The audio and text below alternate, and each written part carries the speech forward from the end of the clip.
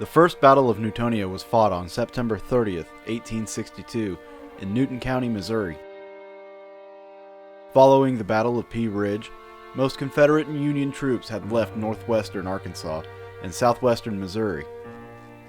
Later that summer, the Confederates had returned to the area, which caused much apprehension in nearby federally occupied Springfield, Missouri, and Fort Scott, Kansas. Confederate Colonel Douglas H. Cooper reached the area on September 27th and assigned 2 of his units to Newtonia. In mid-September, 2 brigades totaling 1,500 men of Brigadier General James G. Blunt's division of the Union Army of Kansas left Fort Scott for southwestern Missouri. On September 30th, Union columns appeared before Newtonia, and fighting ensued by 7 a.m. The Federals began driving the enemy, but Confederate reinforcements arrived, swelling the numbers. The Northerners gave way and retreated in haste. As they did so, additional Union reinforcements appeared and helped to stem their retreat, and they soon renewed their attack. But newly arrived Confederates stopped the assault and eventually forced the Federals to finally retire. Pursuit of the Federals continued after dark. Union gunners posted artillery in the roadway to halt the pursuit. As Confederate gunners observed the enemy artillery fire for its location, they fired back, creating panic. The Union retreat turned into a rout as some ran more than 10 miles away. Although the Confederates won the battle, they were unable to maintain themselves in the area given the great number of Union troops. Most Confederates retreated into northwest Arkansas, and in 1862, Confederate victories in southwestern Missouri at Newtonia and Clark's Mill were the South's peak in the area. Afterwards, the only Confederates in the area belonged to raiding columns.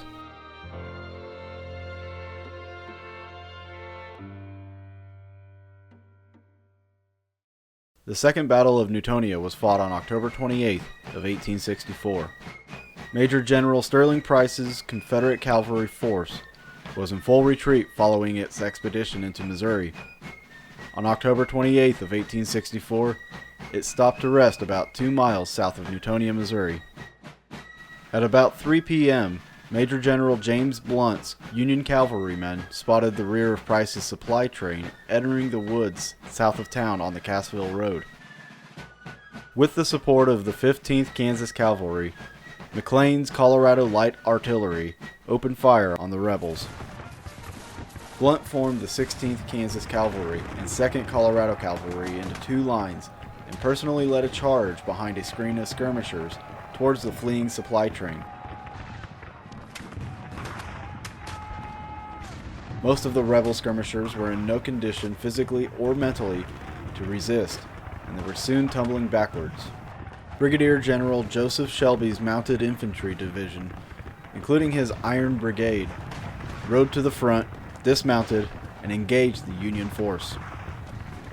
Shelby's men overlapped the flanks of the smaller Union force and forced it back into the large cornfield near the Matthew H. Ritchie estate.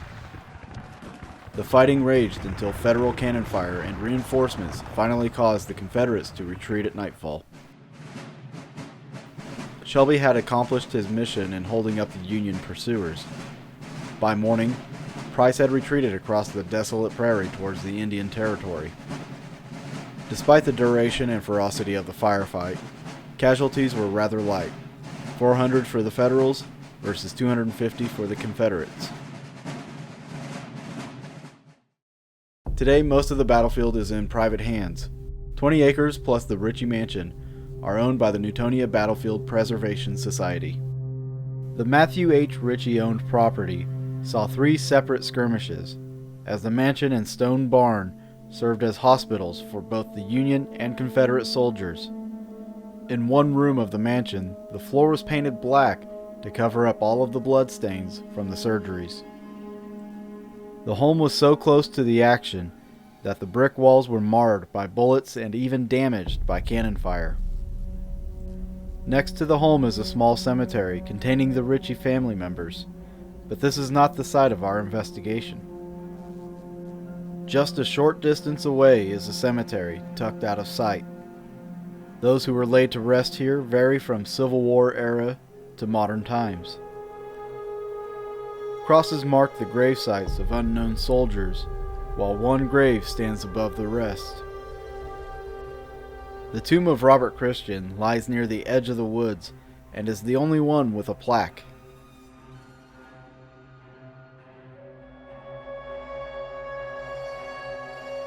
Christian was a lieutenant in the 15th Missouri Cavalry, serving under Captain James Ritchie, the son of Matthew Ritchie.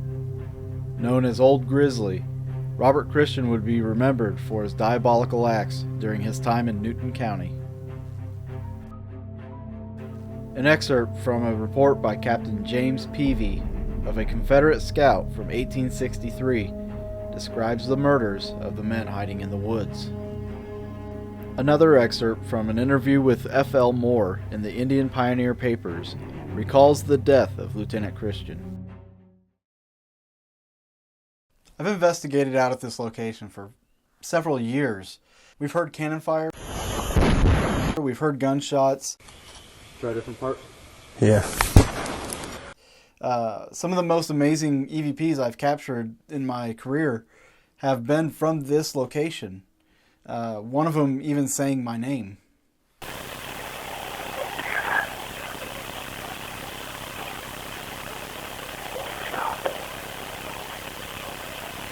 So we came back to this location to try to establish further communication with whatever may be here or whoever may be here. We've gotten some names that we can go with over the years. And we just want to roll with that. Also, we want to make contact with perhaps somebody that might know who Robert Christian is. All right, guys, so we're here at the Newtonia Cemetery. Night's coming upon us. Tonight we're just going to use some basic equipment, maybe running some EMF detectors. We can run the static meters outside as well. Even the PSB-7 spirit box, we can use that out here. Anything to try to get communication, we're going to try to do it. As far as shooting with our cameras outdoors, generally the onboard night vision doesn't shoot very far, but John's got a handle on that with his new light. I've been hearing about this. It should help us out a lot. Can you tell me about that, John? Yeah, it's a new light I built. It's got some of the brightest IR LEDs. They're 10 millimeter and have 40 of them in there. And it also, how I build them, I put a reflective surface in the frame there where that light shines. It picks it up and makes it go a better field. And it's got on the back it has an on and off switch and power input. I made it that way so you can use either a 110 volt wall transformer or, like we're going to be using tonight, a new battery power pack. So this thing's pretty much portable then? Yep. Cool. Nice. So this should actually end up lighting up our area that we need. How far are you projecting it to light? I think somewhere probably over 350 foot. Nice. That should cover the cemetery. Yeah, so. It should be good for our cameras on that one. Should be seeing a lot of stuff. All right, guys. Well, let's get some of this gear and let's get out there and let's see if we can come up with anything.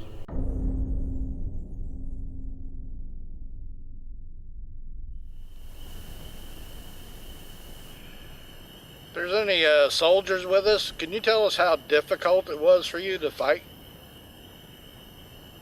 against your brothers? Even though they were from the north or south, whatever you were. It must have been really hard when you left to go join the militia or the cavalry or whatever, to leave your whole family behind, going places and knowing probably that you won't come back at all. Now, I noticed we have some unknown graves. It's a shame no one knew your name. If you are here with us, can you tell us your name, please?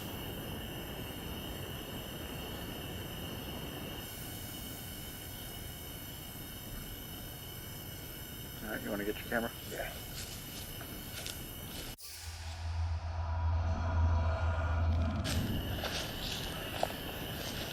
If there's any spirits here at all, can you come over here by us where that green light is and touch it, and it'll go from green to yellow.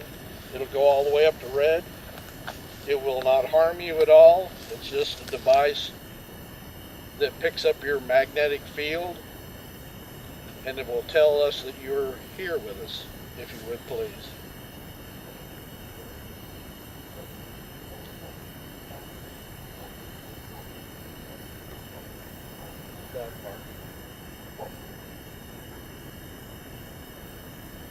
Stephen Wolcott or Mary Wolcott,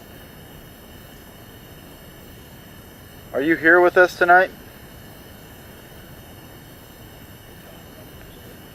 Huh? I rub my lip, I'm just telling I rub my lip. If there's anybody else here who could hear my voice, we want you to come over here and talk to us a little bit. I just set this gray box on top of this stone here. If you're wanting to communicate with us, move that box off the stone, knock it off of there. Or just come and say hi.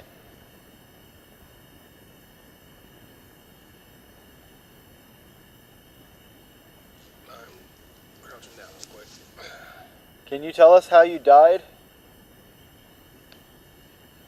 Anybody just go, whew? No. Did you I hear heard it? that too. Did you? Yeah.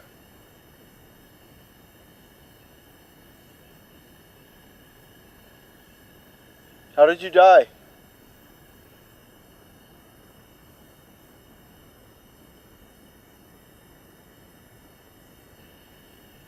Did you happen to have a limb blown off in war? Did a cannonball happen to take one of your limbs?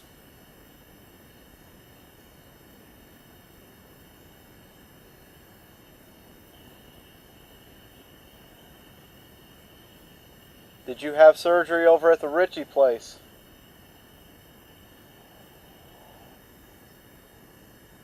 Did you hear that? Hear what?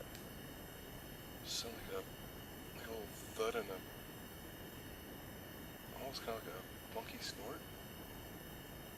It was like that way. Like someone like the thud was kind of like wood-like. That's where I have my camera pointed. Are there any soldiers out here who have messages for their loved ones?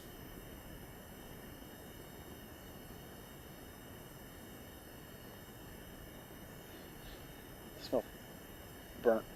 Yeah, I was about to say I just got a whiff of something, but maybe the wind bringing it in. Yeah, it's definitely the wind bringing it in, but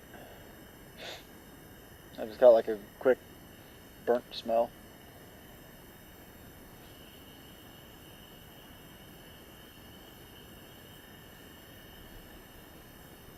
Did you hear it?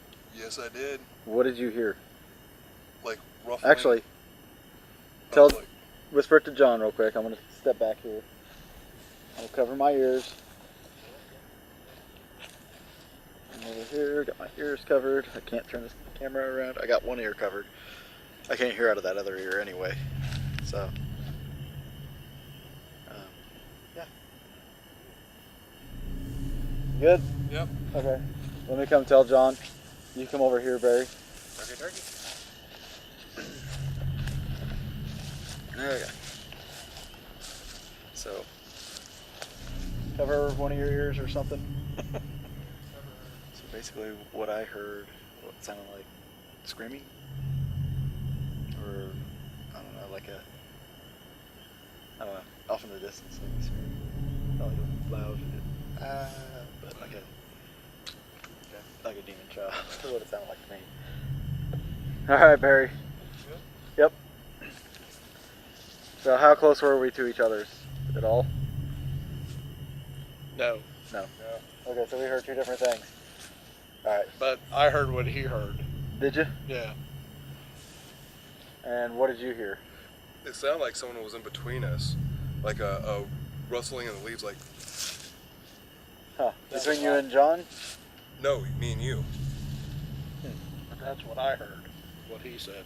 I was hearing something like off in the, it sounded distant, like a screaming kind of sound. No, I didn't hear that. Like it was lasting for quite a while. That's why I kind of looked at you and I saw you kind of look up. I'm like, okay, you heard it. I didn't hear that, but I heard the rustling. Huh.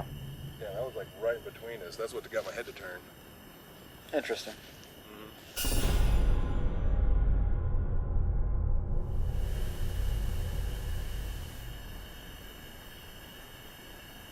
Let's do a spirit box session on Robert Christian's grave. Yeah, let's do that.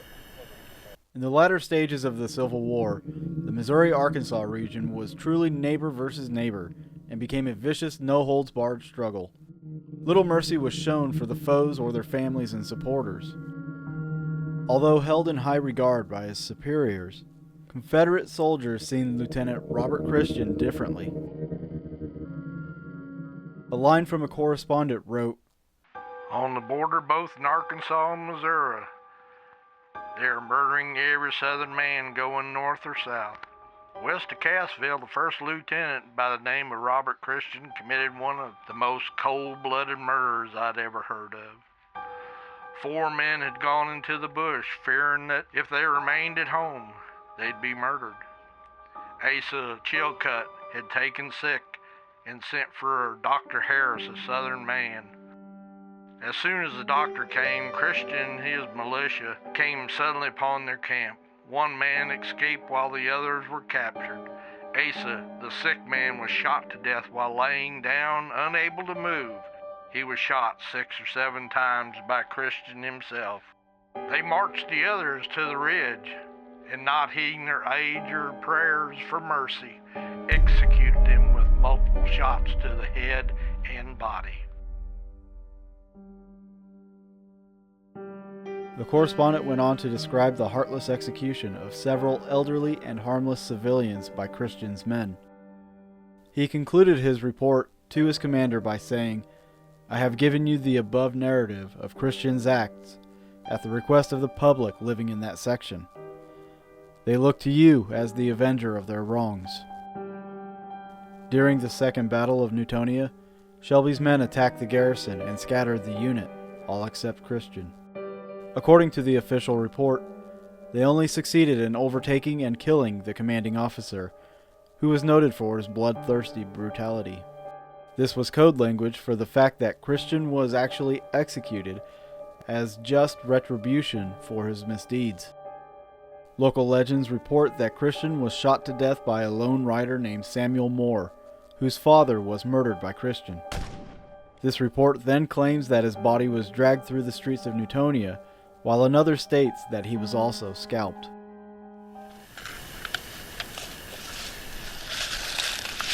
We're down 1 dot. 75%. Set the recorder down.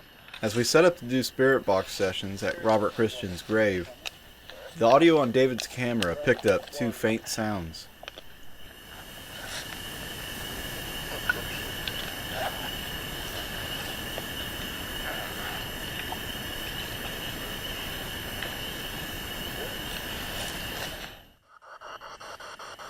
Robert Christian, if you're here, I'm going to set this on top of your tomb. I want you to talk to it, or try to.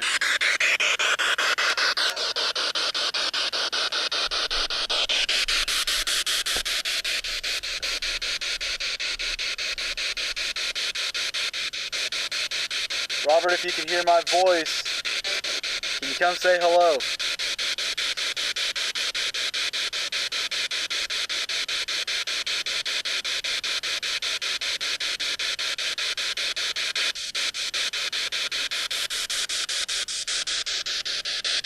And folks, the reason why this is so bright is because we're near the light.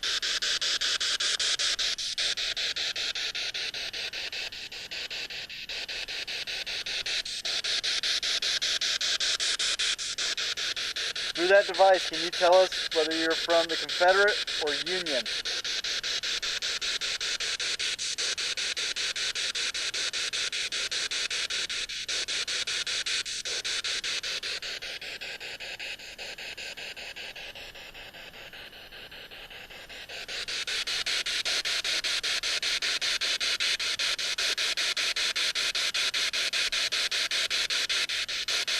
Did you own any slaves? That just what it sounded like to me. What was that? It sounded like it said David. That's what I thought it said. Did you just say my name? If you can, say it again.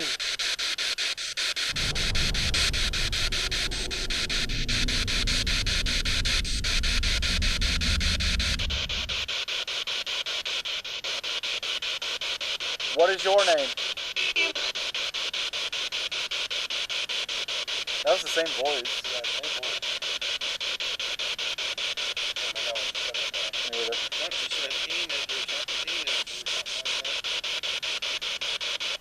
And as you can hear, there's not really any radio stations coming through. So, unless that's just the one that is.